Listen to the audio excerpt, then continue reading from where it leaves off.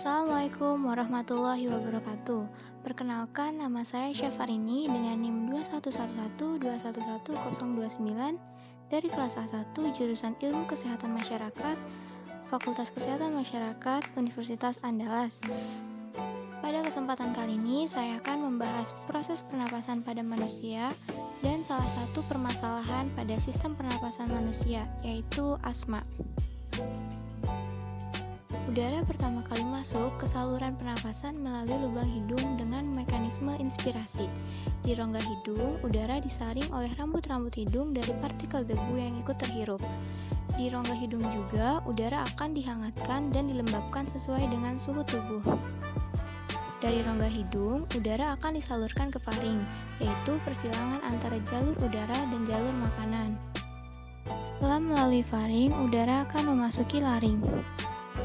Di bagian belakang lidah dan di depan laring, terdapat epiglotis yang berfungsi mengatur masuknya udara dan makanan ke salurannya masing-masing. Selain itu, di laring juga terdapat kotak suara. Suara dihasilkan ketika otot-otot di dalam kotak suara menegang atau kontraksi, yang kemudian menyebabkan pita suara bergetar. Dari laring, udara masuk ke trakea. Pada dinding trakea terdapat kartilago yang memperkokoh trakea sehingga saluran trakea tetap terbuka.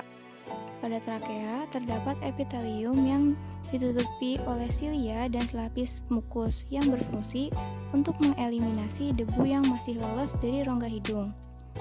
Selanjutnya, udara akan masuk ke bronkus. Ada dua cabang bronkus yang masing-masing mengarah ke salah satu paru-paru. Di dalam paru-paru, bronkus memiliki cabang-cabang lagi yang menjadi saluran-saluran kecil yang disebut bronchiolus. Kemudian, udara akan memasuki alveoli. Kumpulan alveoli disebut alveolus. Alveolus merupakan kantong udara di ujung bronchiolus.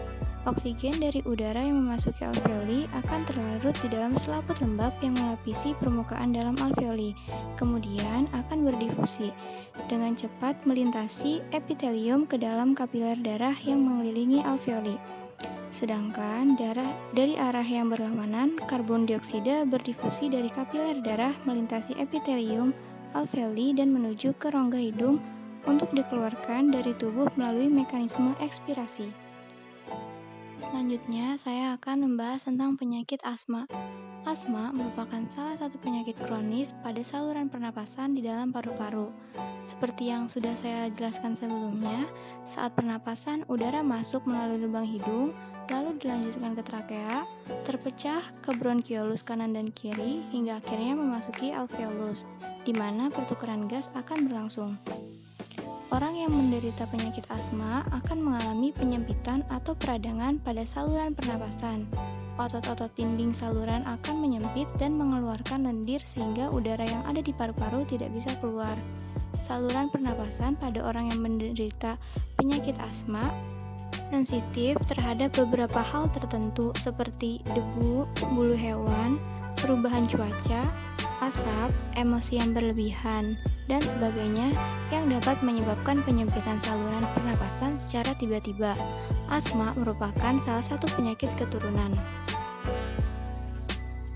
Orang yang mengalami penyakit asma akan mengalami gejala-gejala seperti sesak dada, batuk, terutama pada malam atau dini hari, sesak napas, suara siulan saat mengeluarkan napas atau mengiuk.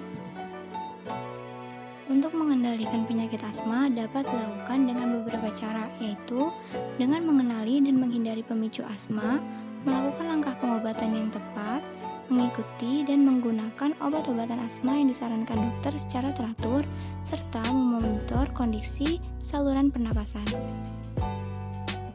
Jika dibiarkan begitu saja, penyakit asma bisa berdampak pada permasalahan kesehatan yang lainnya, seperti masalah psikologis, stres, cemas, tubuh sering terasa lelah, gangguan pertumbuhan dan pubertas pada anak, pneumonia, hingga kematian. Dan yang dapat saya sampaikan tentang proses pernapasan pada manusia serta tentang penyakit asma, semoga dapat menambah wawasan pendengar. Wassalamualaikum warahmatullahi wabarakatuh.